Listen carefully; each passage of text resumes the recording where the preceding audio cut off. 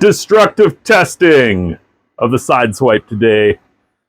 I'm going to try and tear this pocket clip out of the Ultim bolt to see how strong it is. So let's start by setting it down in some nice, good heavy leather, just to see how it goes there. Problem. No damage there. Okay, the screws are still tight.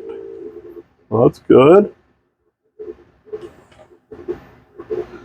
All right, just pull on it. Hope for the best. So, there we go. That is exactly what I was expecting.